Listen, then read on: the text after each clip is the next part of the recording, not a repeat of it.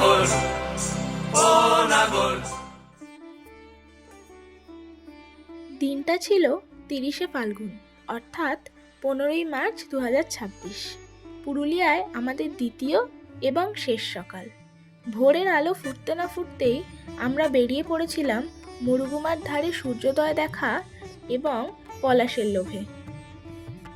চারিদিক তখন হালকা কুয়াশার চাদরে ঢাকা। পূর্ব আকাশে চামটাবুরু ও মামুডি পাহাড়ের পিছন থেকে সূর্য উঠছে।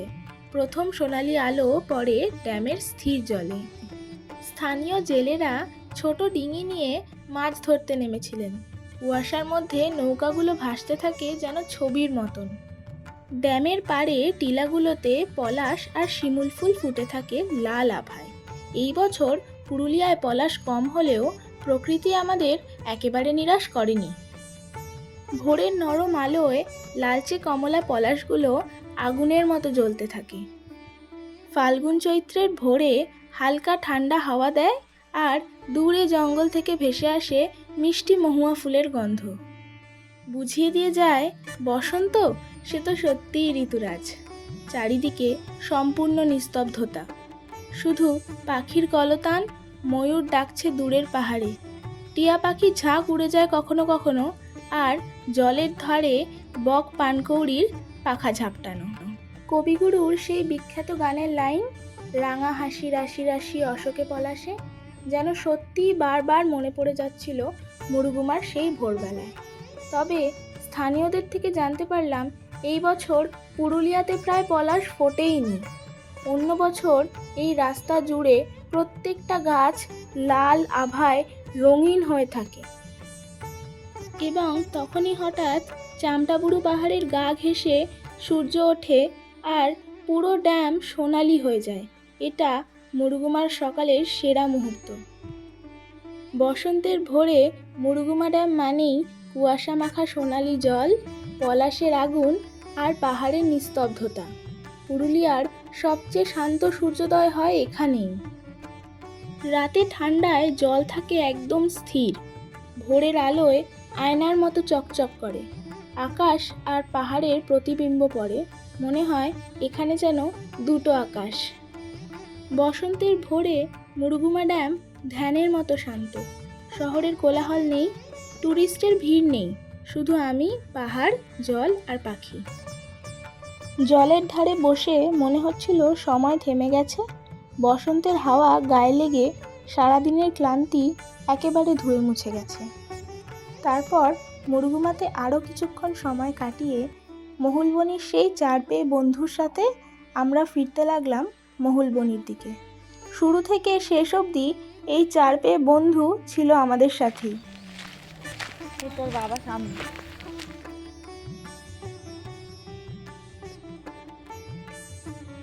তারপর মহুলবনি পৌঁছে স্নান খাওয়া করে আমরা বেরিয়ে পড়েছিলাম পুরুলিয়ার দ্বিতীয় দিনের ভ্রমণের উদ্দেশ্যে।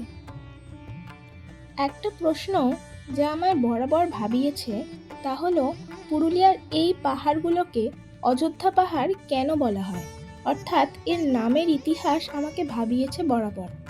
তাই যখন আমরা পুরুলিয়া আসার কথা ঠিক করি, তখনই আমি কিছুটা ইন্টারনেট ঘেঁটেই পড়াশোনা করে খোঁজার চেষ্টা করি এই নামের ইতিহাস। পুরুলিয়ার এই পাহাড়ের নাম অযোধ্যা হওয়ার মূল কারণ রামায়ণের সাথে জড়িত লোকবিশ্বাসের। স্থানীয় জনশ্রুতি অনুযায়ী বনবাসের সময় ভগবান রাম, সীতা ও লক্ষ্মণ এই অঞ্চলে এসেছিলেন। তখন এই এলাকাটি ছিল ঘন জঙ্গল ও পাহাড়ে ঘেরা। রামচন্দ্র এখানে বেশ কিছুদিন অবস্থান করেছিলেন বলে বিশ্বাস করা হয়। ভগবান রামের জন্মস্থান অযোধ্যা নগরী। রামের স্মৃতি বিজড়িত এই পাহাড়কেই তাই স্থানীয় মানুষ অযোধ্যা পাহাড় নামে ডাকতে শুরু করে। এটা অনেকটা ছোট অযোধ্যা বা দ্বিতীয় অযোধ্যা ভাবার মতোই।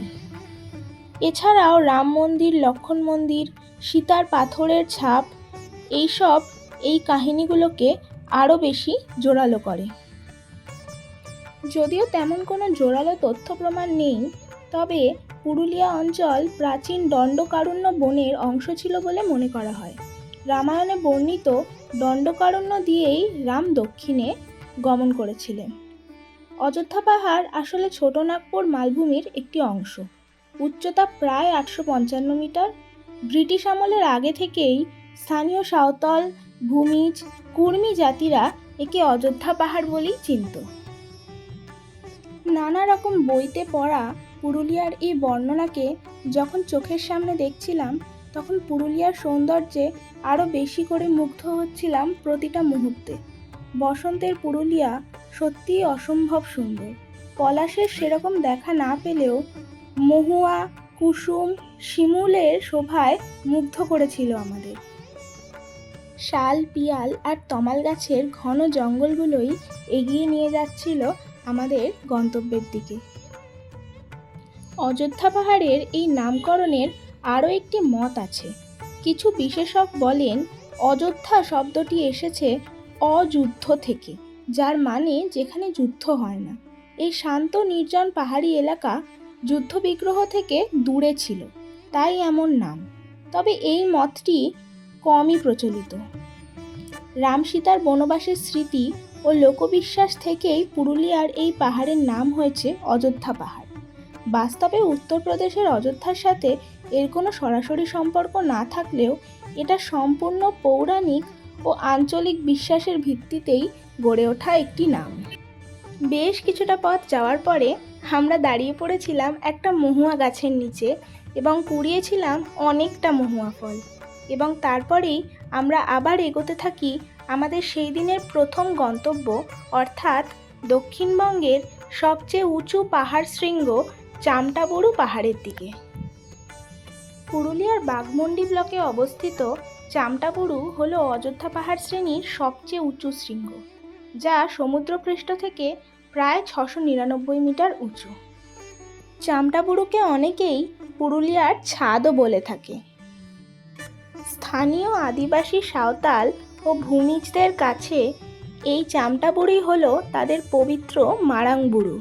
শিকারের উৎসবের সময় পুজো করা হয়। এই হলো সেই চামটাবুরু পাহাড়, যার থেকে কাঁসাই ও সুবর্ণরেখা নদীর অনেক উপনদীর জন্ম হয়েছে। চামটাবুরু হলো অযোধ্যা পাহাড়ের মাথার মুকুট। জঙ্গল, ট্রেক, ভিউ আর আদিবাসী সংস্কৃতি মিলে এটিই হলো পুরুলিয়ার সবচেয়ে আকর্ষণীয় শৃঙ্গ। তারপরে আমরা এগোতে থাকি খয়রাবেড়া ড্যামের উদ্দেশ্যে। খয়রাবেড়া ড্যাম শীতে কুয়াশা মাখা আর বর্ষায় উত্তাল, কিন্তু বসন্তে অর্থাৎ ফাল্গুন চৈত্র মাসে এটা হয়ে ওঠে পুরুলিয়ার অন্যতম শান্ত ও রঙিন জায়গা।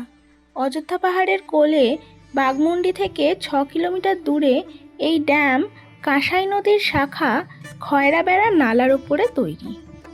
ড্যামের চারিদিকে টিলা ও জঙ্গল লাল পলাশে ভরে যায়। নীল জলের পাশে টকটকে লাল পলাশ শিমুল কেউ যেন আবিরের মতো ঢেলে দিয়ে যায়। পলাশের সাথে সাথে মহুয়া ফুলের মিষ্টি গন্ধ ভেসে বেড়ায় চারিদিকে। রাস্তার ধারের শিমুল গাছগুলোও লাল হয়ে থাকে। বসন্তে বৃষ্টি প্রায় নেই বললেই চলে, তাই ড্যামের জল থাকে টকটকে নীল সবুজ। চারপাশের সবুজের ছায়া পড়ে জলে। এক কথায় খয়রাবেড়া ড্যামের সৌন্দর্য আপনার মন শান্ত করতে যথেষ্ট। তারপরেই আমরা পৌঁছে যাই পুরুলিয়ার সেই বিখ্যাত মুখোশ গ্রামে, যা ছৌ নাচের মুখোশের জন্মস্থান। পুরুলিয়া জেলার বাঘমুন্ডি ব্লকের চারিটা গ্রামকেই সারা বাংলা তথা বিশ্বে মুখোশ গ্রাম বলেই মানুষ চেনে। অযোধ্যা পাহাড়ের কোলে বাঘমুন্ডি থেকে মাত্র 5 কিলোমিটার দূরে এই ছোট্ট গ্রাম। এই গ্রামের প্রায় 300-র বেশি পরিবার বংশ পরম্পরায় পুরুলিয়ার ছৌ নাচের মুখোশ তৈরি করে। ভারতের আর কোথাও একসঙ্গে এত মুখোশ শিল্পী পাওয়া যায় না। 2018 সালে পুরুলিয়ার ছৌয়ের মুখোশ জিআই ট্যাগ পেয়েছে। আমেরিকা, জাপান, ফ্রান্স ও বিশ্বের বিভিন্ন জায়গায় চারিডার মুখোশের খ্যাতি ছড়িয়ে রয়েছে। মূলত দুর্গা, মহিষাসুর, রাম, রাবণ, গণেশ, কার্তিক, সিংহ, বাঘ, ময়ূর, রামায়ণ, মহাভারত ও পৌরাণিক চরিত্রের মুখোশগুলোই বেশি বিখ্যাত। 8 ইঞ্চি থেকে শুরু করে 4 ফুট নাচের মুখোশ থেকে ঘর সাজানোর মুখোশ, ভারী মুখোশ, হালকা মুখোশ, বড় মুখোশ, ছোট মুখোশ, মাত্র 30 টাকা থেকে শুরু হয় এবং কয়েক লক্ষ টাকা পর্যন্ত মুখোশ তৈরি হয় এখানে। টকটকে লাল, হলুদ, সবুজ, নীল, বীরত্ব বোঝাতে কালো, লাল, শান্তভাব বোঝাতে হলুদ, সাদা রঙের ব্যবহার হয়। বড় বড় চোখ, পুরু ভুরু, জমকালো মুকুটের সাজ, একটা মুখোশ দেখলেই বোঝা যায় এটা ছৌয়ের মুখোশ।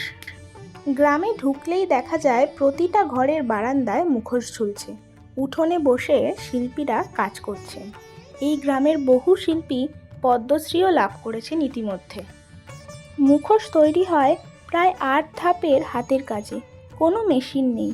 প্রথমে মাটির কাঠামো তৈরি করা, তারপর কাগজের মণ্ড, রোদে শুকানো, পালিশের পরে শুরু হয় রঙের প্রক্রিয়া, তারপর সাজ। নাক কান তৈরি হয় আলাদা করে এবং শেষ হয় বার্নিশ দিয়ে চকচকে করে। একটা বড় মুখোশ বানাতেই লাগে প্রায় 7 থেকে 10 দিন। এক কথায় চারিটা শুধুমাত্র একটা গ্রাম নয়, এটা বাংলার লোকশিল্পের এক জীবন্ত মিউজিয়াম। মুখোশ গ্রামে প্রায় 1 ঘন্টা কাটিয়ে প্রচুর কেনাকাটা করে আমরা বেরিয়ে পড়েছিলাম পাখি পাহাড়ের উদ্দেশ্যে। সেই গল্প নিয়ে আবার ফিরে আসবো নতুন একটা ভিডিওতে।